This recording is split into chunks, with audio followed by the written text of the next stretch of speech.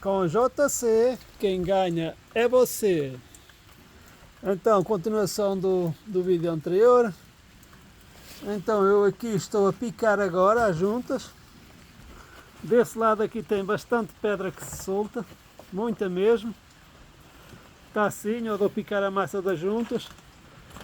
Reparem que foi tudo cortado com a maquita, para não soltar tanto, mas a pedra está muito mal colada, solta muito, solta demais.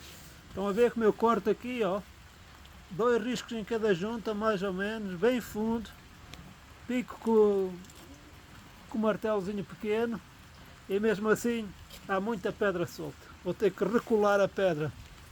Então é isso, pessoal, deixem um joinha, hoje está a chuva, deixem um joinha, compartilhem esse vídeo, se inscrevam no meu canal e fui!